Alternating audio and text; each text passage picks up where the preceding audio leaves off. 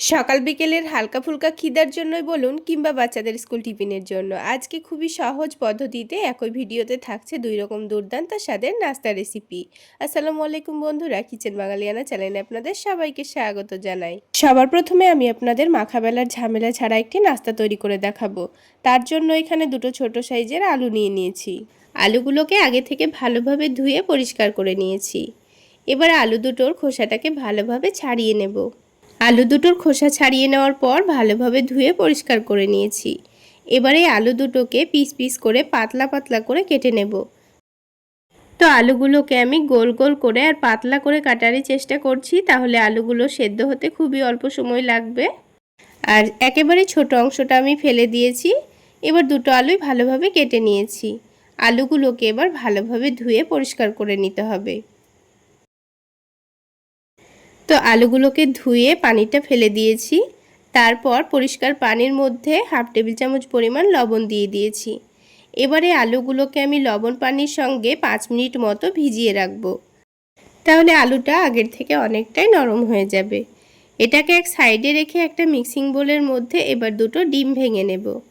আমি এখানে অল্প করে পরোটাগুলো তৈরি করে নেব, তাই দুটো ডিম ভেঙে নিচ্ছি। তবে আপনারা যদি পরোটার পরিমাণ বাড়িয়ে নিতে চান তাহলে এখানে ডিমের পরিমাণটাও বাড়িয়ে নিতে হবে।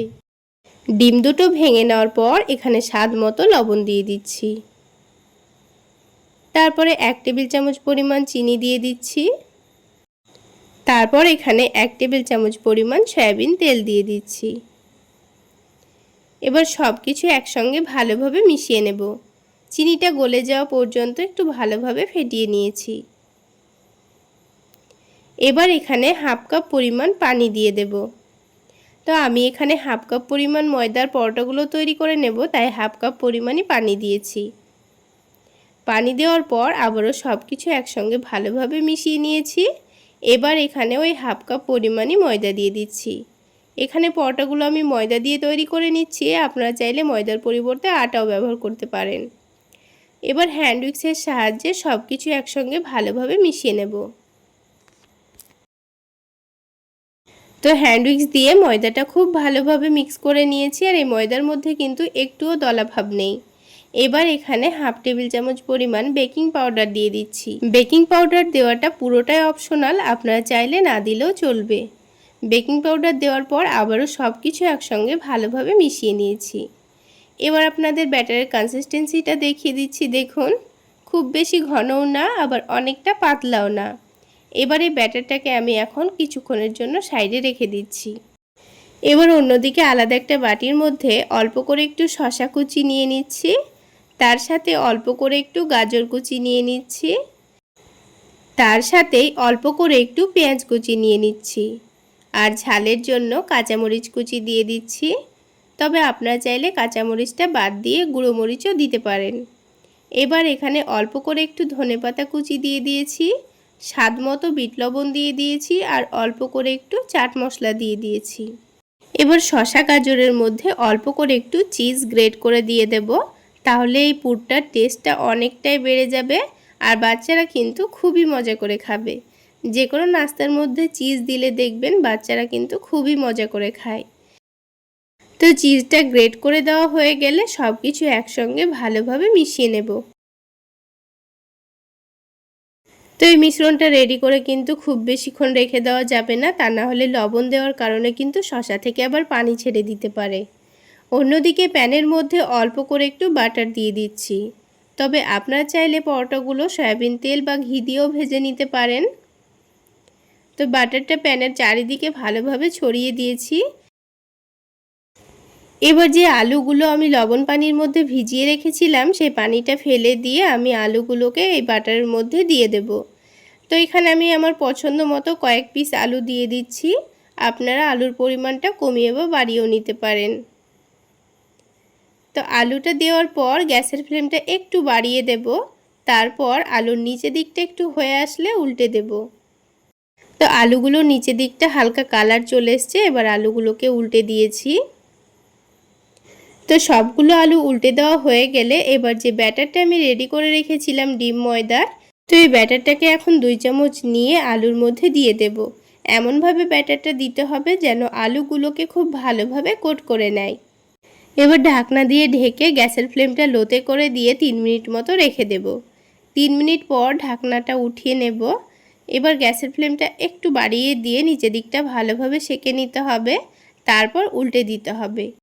উল্টে দেওয়ার পর একটু চেপে চেপে সেঁকে নিতে হবে যেন নিচের দিকটা খুব সুন্দরভাবে ভাজা ভাজা হয়ে যায়। তারপর এখানে যে সবজির মিশ্রণটা রেডি করে রেখেছিলাম সেটা অল্প করে নিয়ে পরোটার এক সাইডে একটু ভালোভাবে ছড়িয়ে দেব। তো সবজির মিশ্রণটা ছড়িয়ে দেওয়া হয়ে গেছে। এবার এখানে 1 টেবিল চামচ পরিমাণ টমেটো সস নিয়েছি। টমেটো সসটাও সবজির ওপর অল্প করে একটু দিয়ে দিয়েছি। এইভাবে একটু টমেটো সস দিলে কিন্তু পরোটাগুলো খেতে দুর্দান্ত লাগবে। তারপর পরোটাটাকে ভাঁজ করে নিয়ে ভালোভাবে একটু চেপে দিয়েছি। তারপর ঢাকনা দিয়ে ঢেকে আবারও 2 মিনিট লো আঁচে রেখে দিয়েছিলাম। তাহলে চিজটা খুব সুন্দরভাবে মেল্ট হয়ে যাবে। তারপর আমি পরোটাটাকে তুলে নিয়েছি। আর দেখুন বন্ধুরা, পরোটাটা দেখতে কতটা লোভনীয় হয়েছে। আর বন্ধুরা, একবার হলো এভাবে পরোটা বানিয়ে খেয়ে দেখবেন, খেতে দুর্দান্ত লাগে।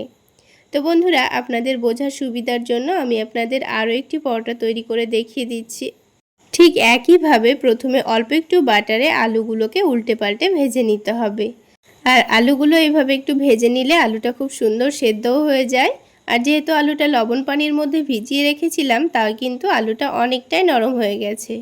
তো আলুটা ভাজা হয়ে গেলে 2 চামচ ব্যাটার আলুর মধ্যে ভালোভাবে ছড়িয়ে দিয়েছি। তারপর ঢাকনা দিয়ে ঢেকে 3 মিনিট লো আঁচে রেখে দিয়েছিলাম। আর দেখুন, বেকিং পাউডার দেওয়ার কারণে কিন্তু পরোটাটা খুব সুন্দর ফুলে উঠেছে। এবার পরোটাটাকে উল্টে দিয়েছি। তারপর পরোটার এক সাইডে সবজির মিশ্রণটা দিয়ে দেব, দিয়ে অল্প করে একটু টমেটো সস দিয়ে দেব। তারপর ঢাকনা দিয়ে ঢেকে লো আঁচে 2-1 মিনিট রেখে দিলেই কিন্তু হয়ে যাবে। তাহলে বন্ধুরা, আজকের এই দারুণ টেস্টি ডিম আলুর ময়দা দিয়ে তৈরি পরোটাগুলো আপনাদের কেমন লাগলো অবশ্যই কমেন্ট সেকশানে জানাবেন। আর ভালো লাগলে একটা লাইক শেয়ার করে দেবেন। আর আমার এই সহজ রেসিপিগুলো যদি ইউটিউব চ্যানেল থেকে দেখে থাকেন, চ্যানেলটি সাবস্ক্রাইব করে দেবেন।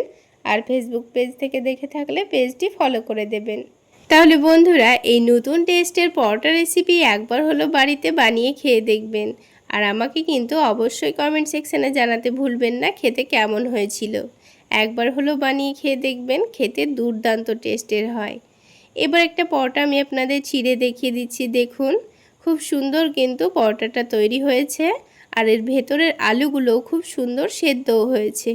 এবার আপনাদের আরও একটি অন্যরকম পদ্ধতিতে নাস্তা বানিয়ে দেখাবো। তো এই নাস্তাগুলো তৈরি করে নেওয়ার জন্য একটা মিক্সিং বোলের মধ্যে 1 কাপ পরিমাণ ময়দা নিয়ে নিচ্ছি। চাইলে আপনারা আটা দিয়েও নাস্তাগুলো তৈরি করে নিতে পারবেন। তারপর সামান্য পরিমাণ লবণ দিয়ে দিচ্ছি আর 1 টেবিল চামচ পরিমাণ সয়াবিন তেল দিয়ে দিচ্ছি। এবার সব কিছুকে একসঙ্গে ভালোভাবে মিশিয়ে নেব। তেলের সঙ্গে ময়দাটাকে একটু ভালোভাবে মিশিয়ে নিয়েছি। এবার এখানে অল্প অল্প করে পানি দিয়ে একটা সফট ডো তৈরি করে নিতে হবে। পানিটা এখানে একেবারে দিয়ে ফেলা যাবে না, বারে বারে অল্প অল্প করে দিয়ে ডোটা মেখে নিতে হবে, তা না হলে ডোটা নরম হয়ে যেতে পারে।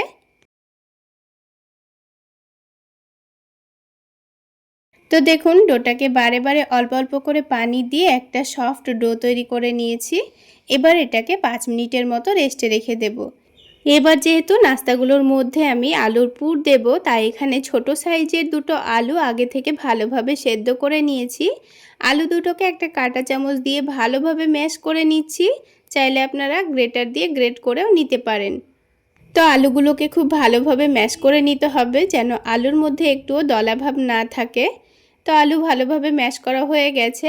এবার এখানে অল্প করে একটু পেঁয়াজ কুচি দিয়ে দিচ্ছি, অল্প করে একটু কাঁচামরিচ কুচি দিয়ে দিচ্ছি, আর স্বাদমতো লবণ দিয়ে দেব, আর সামান্য পরিমাণ দিয়ে দিচ্ছি চাট মশলা। তো চাট মশলা দিলে আলুর পুরটা খেতে ভীষণ ভালো লাগবে। এবার সব কিছুকে একসঙ্গে ভালোভাবে মিশিয়ে নিচ্ছি। তো আমি এখানে কাঁটা চামচ দিয়েই ভালোভাবে মিশিয়ে নিচ্ছি।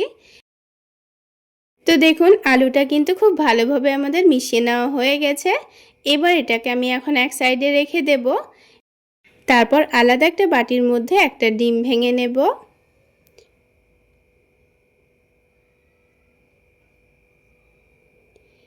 এবার এই ডিমটার মধ্যে দিয়ে দেব অল্প করে একটু পেঁয়াজ কুচি, আর ঝালের জন্য দিয়ে দিচ্ছি কাঁচামরিচ কুচি, স্বাদমতো লবণ দিয়ে দিচ্ছি। এবার সব কিছুকে একসঙ্গে ভালোভাবে ফেটিয়ে নিতে হবে। তো ডিমটা খুব ভালোভাবে ফেটিয়ে নেওয়া হয়ে গেছে। এবার এই ডিমটাকে ভেজে নেব। তো তার জন্য প্যানের মধ্যে এখানে 1 টেবিল চামচ পরিমাণ সয়াবিন তেল দিয়ে দিয়েছি। তেলটা একটু ভালোভাবে গরম হয়ে গেলে ডিমের মিশ্রণটা দিয়ে দেব। এবার এই ডিমের মিশ্রণটা হালকা কাঁচা থাকতে থাকতে এটাকে খুব ভালোভাবে কুচি করে ভেজে নিতে হবে। তো এবার এই ডিমটাকে আমি খুব ভালোভাবে কুচি করে ভেজে নিয়েছি। এবার যখন দেখব এই ডিমের কালারটা হালকা লালচে ভাব চলে এসছে, তখন আমি এটাকে একটা প্লেটের মধ্যে তুলে নেব। তো ডিমের ভুজিয়াগুলো আমি এখন একটা প্লেটে তুলে নিয়েছি। তুলে নেওয়ার পর এটাকে এবার আলুর মধ্যে দিয়ে দেব।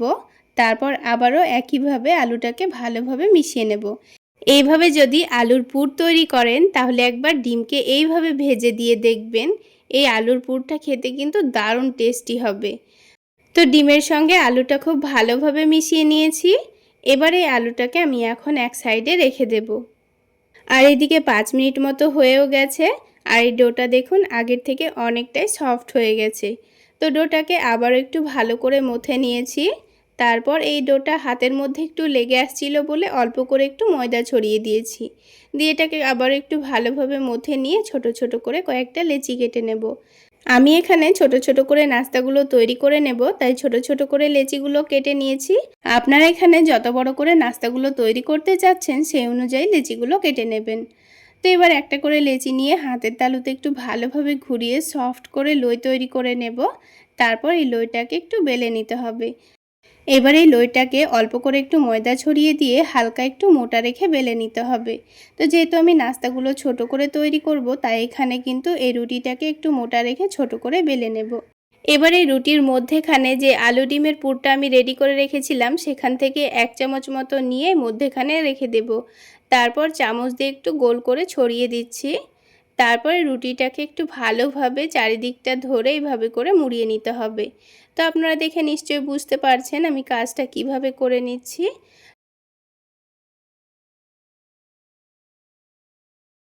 তো এখানে আপনারা আপনাদের সুবিধা অনুযায়ী এইভাবে করে মুড়িয়ে নেবেন। তারপর এই ওপরের অংশটা কেটে বাদ দিয়ে দিতে হবে। তাহলে নাস্তার ওপরের জায়গাটা কিন্তু খুব একটা মোটা হবে না। ভাজার সময় খেতে ভালো লাগবে। আর ওপরের জায়গাটা কেটে বাদ দিয়ে দিলে কিন্তু ভেতরের আলুর পুরটাও বাইরে বেরিয়ে আসবে না। দেখুন একটা নাস্তা কিন্তু আমাদের তৈরি করা হয়ে গেল। তো ঠিক একইভাবে কিন্তু আমি বাকি নাস্তাগুলোও তৈরি করে নেব। তো দেখুন বন্ধুরা, ঠিক একইভাবে আমি সবগুলো নাস্তা তৈরি করে নিয়েছি। এবার নাস্তাগুলোকে ভেজে নেব। তার আগে আরও একটি প্লেটের মধ্যে আমি একটা ডিম ভেঙে নিচ্ছি। এবারে ডিমের মধ্যে সামান্য পরিমাণ লবণ দিয়ে দেব, আর সামান্য পরিমাণ মরিচের গুঁড়ো দিয়ে দিচ্ছি, আর সামান্য পরিমাণ চাট মশলা দিয়ে দিচ্ছি। এবার এগুলোকে একসঙ্গে ভালোভাবে মিশিয়ে নিতে হবে। তো এটাকে আমি একটা কাঁটা চামচ দিয়ে খুব ভালোভাবে মিশিয়ে নিচ্ছি। এবার এই ডিমটা দিয়েই কিন্তু আমি নাস্তাগুলো ভেজে নেব। আর ডিমটা দিয়ে নাস্তাগুলো ভেজে নিলে কিন্তু নাস্তার টেস্টটা অনেক গুণ বেড়ে যাবে। তবে আপনারা যদি ডিম দিয়ে নাস্তাগুলো না ভাজতে চান তাহলে এমনিতেও ভেজে নিতে পারেন। তো দেখুন ডিমটা খুব ভালোভাবে ফেটিয়ে নেওয়া হয়ে গেছে। এবার এখানে প্যানের মধ্যে আমি পরিমাণ মতো তেল দিয়ে দিচ্ছি। নাস্তাগুলো ভাজতে কিন্তু খুব একটা তেলের প্রয়োজন হয় না, তাই আমি এখানে অল্প করে তেল দিয়ে দিয়েছি। এবার তেলটা হালকা গরম হয়ে গেলে একটা করে নাস্তা নিয়ে এই তো ডিমের ব্যাটারে একটু ভালোভাবে ডুবিয়ে নিতে হবে। এবারে নাস্তাটাকে তুলে নিয়ে হালকা গরম তেলের মধ্যে ছেড়ে দিতে হবে। এখানে নাস্তাগুলো তেলে দেওয়ার সময় যেন তেলটা অতিরিক্ত গরম না হয়। তেলটা এখানে হালকা গরম হতে হবে, তা না হলে ওপরের ডিমটা পুড়ে যেতে পারে। নাস্তাগুলো কিন্তু ভেতর থেকে খুব ভালো ভাজা হবে না। তাই নাস্তাগুলো হালকা গরম তেলের মধ্যে দিয়ে একটু সময় নিয়ে ভেজে নিতে হবে। আর ভাজার সময় গ্যাসের ফ্লেমটা মিডিয়াম টু লোতে রেখে নাস্তাগুলো ভেজে নিতে হবে। আর কিছুক্ষণের মধ্যেই দেখবেন নাস্তাগুলো কিন্তু খুব সুন্দর ফুলতে শুরু করেছে। তারপর নাস্তাগুলোকে একটু উল্টে পাল্টে খুব সুন্দর একটা কালার চলে আসলে নাস্তাগুলোকে তেলটা ঝরিয়ে নিয়ে তুলে নিতে হবে। তাহলে বন্ধুরা, আজকের এই নাস্তা রেসিপি আপনাদের কেমন লাগলো অবশ্যই কমেন্ট সেকশানে জানাবেন। আর ভালো লাগলে একটা লাইক শেয়ার করে দেবেন। আর আমার এই সহজ রেসিপিগুলো যদি ইউটিউব চ্যানেল থেকে দেখে থাকেন চ্যানেলটি সাবস্ক্রাইব করে দেবেন। আর ফেসবুক পেজ থেকে দেখে থাকলে পেজটি ফলো করে দেবেন। তো দেখুন বন্ধুরা, বাকি নাস্তাগুলো ঠিক একইভাবে ভেজে নিচ্ছি। আর দেখুন কত সুন্দর ফুলকো তৈরি হয়েছে। তাহলে বন্ধুরা আমার এই রেসিপি ফলো করে একবার হলেও এইভাবে নাস্তাগুলো বানিয়ে খেয়ে দেখবেন। খেতে এত মজার হয়, আপনারা না বানিয়ে খেলে বুঝতেই পারবেন না। চাইলে আপনারা হেলদিভাবে ময়দার জায়গায় আটা দিয়ে তৈরি করে এগুলো হালকা তেলে ভেজেও বাচ্চাদের স্কুল টিফিনেও দিতে পারবেন। খেতে ভীষণ ভালো লাগবে। তো দেখুন বন্ধুরা, সবগুলো নাস্তাই আমার তৈরি করা হয়ে গেল, আর দেখতে কতটা লোভনীয় হয়েছে। এবার আমি একটা নাস্তা আপনাদের ভেঙে দেখিয়ে দিচ্ছি। তাহলে বন্ধুরা আজকে এই পর্যন্তই। সকলে অনেক বেশি ভালো থাকবেন, সুস্থ থাকবেন। দেখা হচ্ছে আরও একটি নতুন রেসিপি নিয়ে নেক্সট এপিসোডে।